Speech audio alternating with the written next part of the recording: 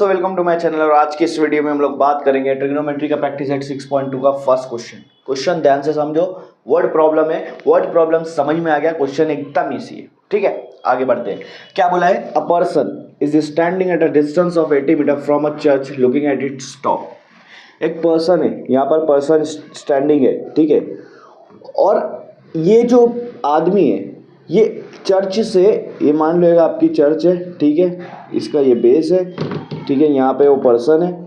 ये person church से 80 metre की दूरी पर है, 80 मीटर मतलब 80 मीटर की दूरी पर है, ठीक है।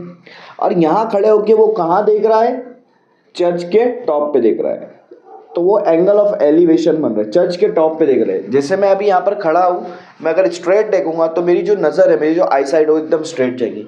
लेकिन जैसे मैं ऊपर देखना शुरू करूँगा, देखो जैसे मैं ऊपर, ये मैं सीधा देख रहा हूँ तो मेरी आई साइड एकदम स्ट्रेट है। जैसे मैं ऊपर देखना शुरू करूँगा तो आपका यहाँ पर जो एंगल है वो एंगल बनते ही जाएगा, एंगल बनते जाएंगे इस तरह से। तो इसको बोलते हैं एलिवेशन। एलिवेशन, आप कितना ऊपर देख रहे हो, कितना एंगल बना रहे हो। तो जब वो स्ट्रेट देखेगा तो यहाँ पर देखाएगा, लेकिन जैसे जैसे ऊपर मुंडी करेगा और उसके टॉप तक जाएगा तो ये जो एंगल, ये जो उसका जो हेड है ये ऊपर की तरफ बढ़ रहा है। तो ये जो एंगल बन रहा है, पहले यहाँ था, फिर जैसे जैसे ऊपर की तरफ बढ़ रहा है, तो ये जो एंगल बन रहा है यहाँ से लेके यहाँ तक इस तरह से, इसको बोलेंगे एंगल ऑफ एलिवेशन। और ये एंगल यहाँ पर है 45 डिग्री। तो ये बोल रहा है कि ये 45 डिग्री है भाई।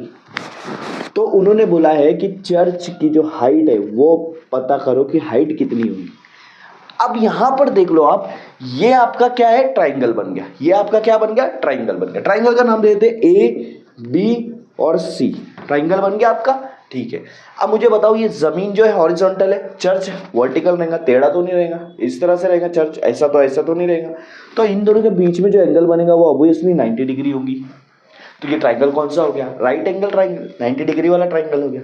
अब जो 90 डिग्री के सामने वाली साइड है वो क्या होगी? ये हो गई हाइपोटेनियस। ठीक है, ठीक है, समझ में आ गया। अब यहाँ पे दो साइड है आपकी, इधर का मैं ये रफ कर देता हूँ ताकि आपको ट्राइंगल इजीली समझ में आए। ये चर्च है, चर्च की हाइट निकालना है, ठीक है। हाइपोटेन्यूज पता चल गया। एंगल का है आपके पास, ये है 90 डिग्री के अलावा जो दूसरा एंगल यहाँ पर है। एंगल के सामने वाली जो साइड है उसको बोलेंगे अपोजिट साइड। क्या बोलेंगे? Opposite side. अब ये हाइपोटेनियस होगी, अपोजिट होगी, तो बची हुई कौन सी हो गई? एडजेसेंट। मतलब ये जो 80 मीटर है वो क्या रहेंगी? एडजेसेंट। अब आपके पास राइट एंगल मिल गया, 90 डिग्री मिल गया, उसके सामने हाइपोटेनियस मिल गया, एंगल पता है, एंगल के सामने अपोजिट है, बची हुई एडजेसेंट, ये सब पता चल गया। अब हाइट निकालेंगे। अब मेरे को यहाँ पे से ध्यान दो, एंगल आपके पास है, ठीक है।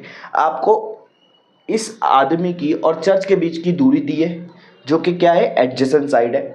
और आपको हाइट पूछी है जो कि अपोजिट है। तो आपको यहाँ पर दूरी दी है, जो वैल्यू दी है वो एडजेसेंट में है, और आपको पूछा है अपोजिट, मतलब हाइपोटेनियस का कोई काम नहीं है यहाँ पे, ठीक है। हमको ऐसा फॉर्मूला चाहिए जहाँ पे हाइपोटेनियस नहीं लग रहा हो। वो फॉर्मूला है tan थीटा। tan थीटा का फॉर्मूला है opposite upon opposite side divide by adjacent side, ठीक है। अपोजिट साइड क्या है आपकी? अपोजिट साइड है ए से लेके बी, ये हो जाएगा ए बी। एडजेसेंट साइड क्या होगी आपकी? बी सी हो गई, ठीक है। अब थीटा क्या है? थीटा बोले तो ये एंगल भाई 90 डिग्री वाला नहीं, उसके अलावा जो हमने यहाँ पर एलिवेशन बनाया है वो है 45। थीटा है आपका यहाँ पे 45 डिग्री। तो tan के आगे जो थीटा है वहाँ लिख दूंगा 45। अब मुझे एक बात बताओ, ठीक है, चलो यहाँ पे tan 45 लिख रहा हूँ। tan 45 degree is equal to A B की वैल्यू कितनी है वही तो निकालना है, उसको h नाम दे दिया मैंने, हाइट। बी सी की वैल्यू कितनी है? वो है 80 मीटर, तो 80 दे दो, ठीक है। tan 45 कितना होता है? tan 45 डिग्री कितना होता है? tan 45 डिग्री होता है 1। कितना होता है? 1। टेबल आपको पता होना चाहिए। tan 45 डिग्री कितना होता है? 1 होता है। तो यहाँ पर tan 45 डिग्री की जगह आएगा 1 is equal to h upon 80।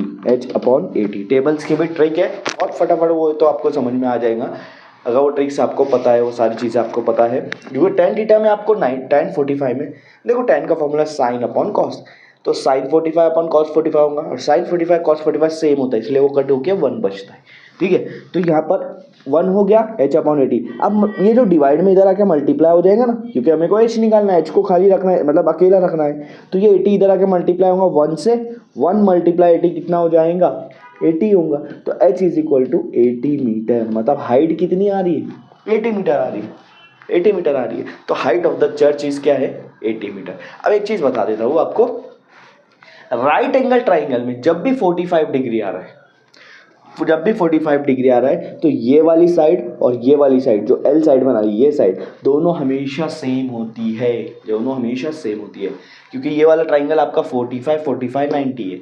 जब भी 45 45 90 वाला ट्राइंगल मिल रहा है, या आप समझ लो 90 डिग्री पता है, एक जगह 45 भी आपको पता है, तो आप समझ लो ये साइड और ये साइड हमेशा सेम होंगी। ये 80 है तो इसीलिए ये भी 80 मीटर आई है।